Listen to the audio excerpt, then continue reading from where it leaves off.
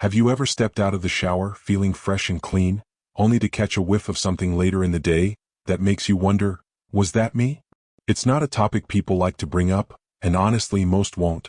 But if you've ever noticed a lingering smell that just won't go away, no matter how much you wash or what soap you use, you're not alone. And more importantly, you're not doing anything wrong. This is something that affects so many of us as we age, but hardly anyone talks about it. We've been taught to wash our armpits, our feet, and the obvious places. But there's one tiny spot almost all of us forget. It's small. It's hidden. And yet, it could be the very reason behind that stubborn, musty odor you just can't seem to shake. Now here's the real secret: you can fix it. And no, it doesn't require some fancy scrub, expensive product, or drastic change. In this video, I'm going to show you exactly what that overlooked spot is, why it matters more as we age, and how a few gentle changes can completely shift how you feel, and how others experience being close to you. So stay with me, because this isn't just about hygiene. It's about your confidence, your dignity, and feeling in control again. So, what's really behind that lingering odor? Why do so many seniors, even those who bathe every day, use all the right soaps, and wear clean clothes, still end up battling this invisible burden? Let me share a little story. A woman named Clara, age 68, told me something once that stuck with me. She said, "I started noticing people turning their heads ever so slightly when I hugged them. My granddaughter even wiped her nose afterward once. I thought it was all in my head, until I realized something was changing." Clara took good care of herself. She was clean, elegant, and wore a lovely perfume she'd used for decades. But something was different. And here's why, and it's not what you've been told. As we grow older, our skin doesn't just wrinkle and thin. It changes chemically. One of the biggest culprits behind that change is a compound called 2-nonenal, and it's something that only forms in aging skin. According to a 2001 study by Shiseido Research Center in Japan, 2-nonenal appears more often in adults over 40, and it has a very distinct odor. Not bad. Not dirty. Just different. Musty. A bit greasy. Almost sour. It's not something we had when we were younger. In fact, our bodies didn't even make it. But once our metabolism slows and our skin starts to lose its natural antioxidant protection, those omega-7 fatty acids on our skin begin to oxidize. And guess what that produces? You got it, 2-nonenal. And here's the catch: your regular soap and water routine? It doesn't wash this compound away very well. That's why even after a shower, that scent can creep back within hours. Let me pause for a second and say this clearly. This has nothing to do with being dirty. It has everything to do with biology. It's not your fault. It's your body adapting, quietly, gradually, in ways we were never taught to expect. And the worst part? You probably can't even smell it. You live in your own scent bubble. But the people around you, a friend sitting next to you on the couch, a grandchild climbing into your lap, a clerk bagging your groceries, they might catch it. You're not doing anything wrong. You're doing your best. But you were never told that this was part of aging. In the words of my Uncle John, who lived well into his 90s, aging don't smell like roses, son. But that doesn't mean we stop showing up in the world. That's exactly why we're having this conversation today. Because once you know what is happening, you finally have the power to do something about it, and not just mask it. Coming up next, I'll show you exactly where this smell loves to hide, and how a place you've probably never thought twice about could be the key to solving the mystery. Let's take a moment now to gently pull back the curtain on what's happening inside our bodies, because understanding it makes all the difference. Aging is not just about gray hair and wrinkles. It's a full-body transformation. Little by little, your body begins shifting how it operates, and not always in ways we can see. One of the biggest changes happens right on your skin. Now, back when we were younger, our skin had a beautiful rhythm. It naturally produced plenty of oils, shed dead skin cells like clockwork, and stayed balanced. We didn't even have to think about it, it just worked. But as we age, that rhythm starts to slow. Our skin doesn't renew itself as quickly. It holds on to dead skin cells longer than it used to.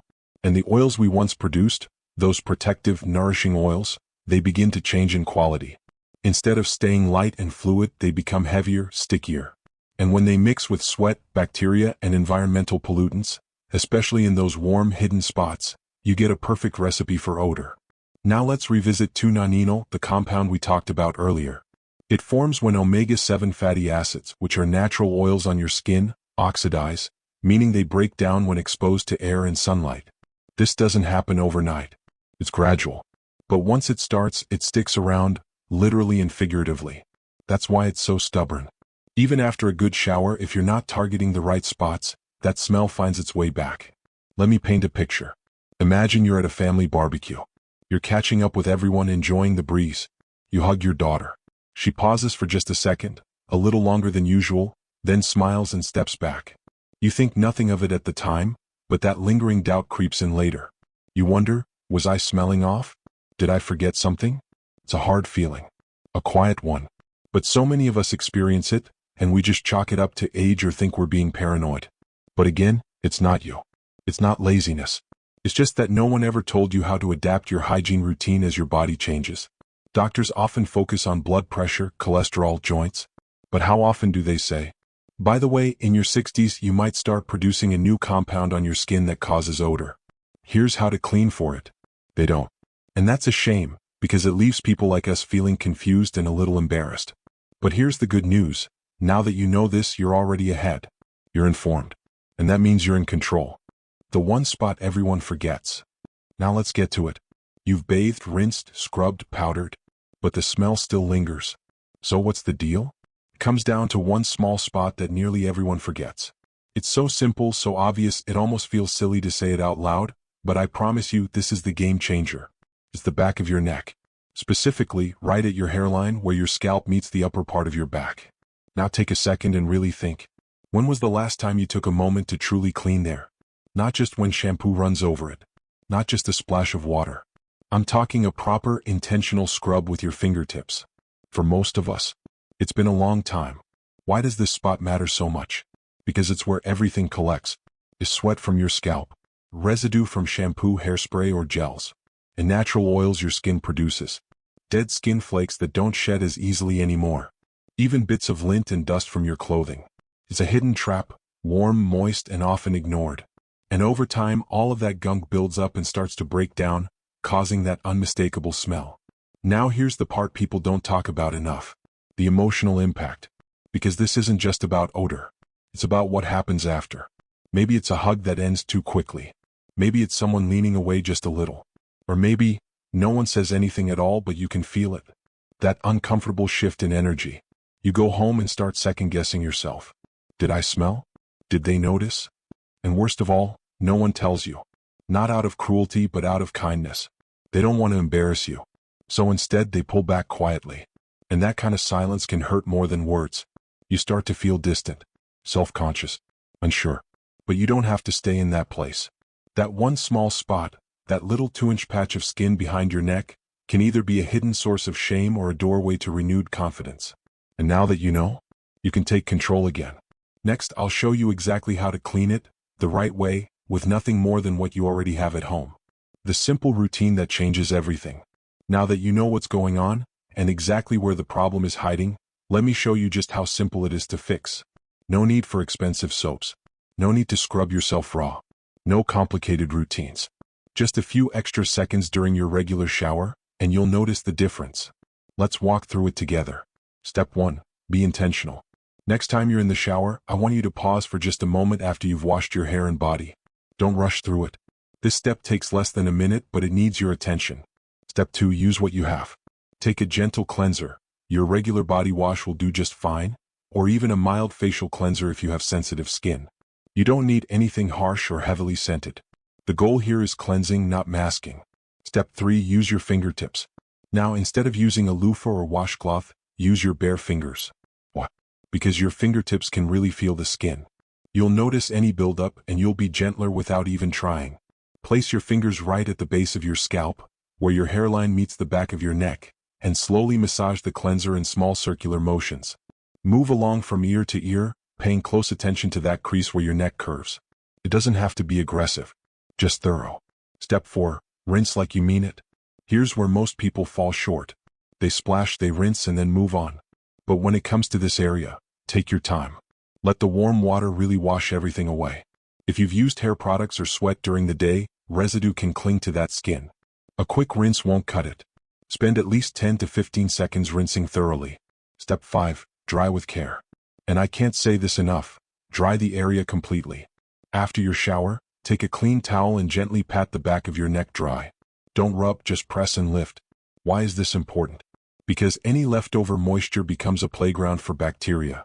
And that's exactly what causes the smell to creep back in. Step 6. Make it a habit. This isn't a one-time fix. But the beauty of it is, it's so simple it can easily become part of your daily routine. Just like brushing your teeth or washing your face. In fact, once it becomes a habit, you won't even think about it, and you'll start to notice that the old person smell fades away quietly and completely. Let me tell you a quick story. A gentleman named Harold wrote to me not long ago. He's 73, sharp as a tack and very active in his church. But he said something that broke my heart. I stopped sitting close to people at Sunday service. I felt like I was offending them and I didn't know how to fix it. I thought it was just part of getting old. I walked him through this exact process. A week later he emailed me again. I did what you said. I cleaned that spot.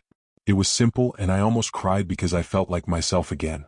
It's amazing what a small act of care can do, not just for your body but for your confidence. And that's what this is really about. You're not just removing odor. You're reclaiming something, your dignity, your comfort, your peace of mind. Other places that might be causing that smell. Now, if you're still with me, and I hope you are, I want to take a moment to talk about a few other spots that tend to get ignored, even by folks who are meticulous about hygiene. These areas might not seem like much. But just like the back of the neck, they're quiet culprits that can lead to lingering odor and discomfort, especially as we age. So let's go through them together.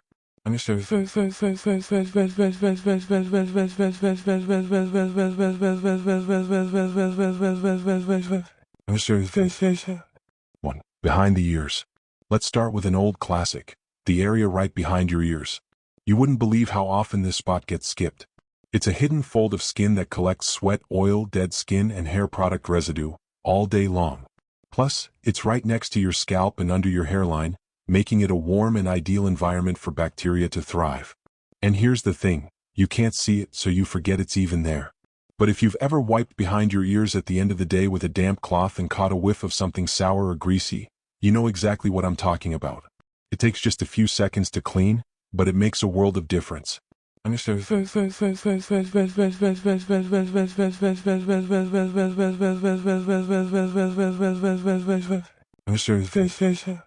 Two. Under the breasts or in skin folds. For my ladies, especially those with larger chests, this next one is for you. Under the breast is a major area where moisture and sweat get trapped. And depending on the season, your bra, or your activity level, that area can become a hot spot for odor, irritation, and even rashes. Same goes for belly folds if you carry a little extra in the midsection, and let's be honest, many of us do. It's nothing to be embarrassed about. But these warm, tucked-away areas don't get the airflow they need. And when moisture sticks around, that's when bacteria get to work. After your shower, make sure to dry these areas fully, and if you like, a light touch of cornstarch-based powder can help keep them dry throughout the day. Just go easy, too much powder can actually clog things up. For back of the knees and inside the elbows. These might not be obvious, but both the backs of your knees and the creases of your elbows collect sweat throughout the day, especially in warmer weather. You might not smell them directly, but they can create a general sense of mustiness, the kind that sticks to clothing or lingers in bedsheets. It's another reason to make sure your shower includes a few gentle passes through those easy-to-forget creases. And again, dry thoroughly afterward.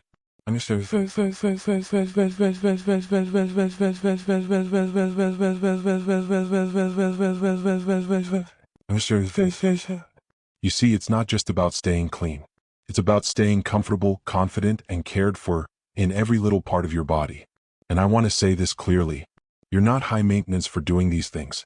You're not fussy. You're wise. You're taking ownership of your body and treating it with the respect it deserves. Clean isn't just about smell, it's about strength.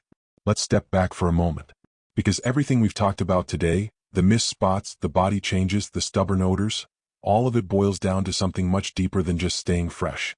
It's about how you feel in your own skin. You see, aging has a way of making people feel invisible.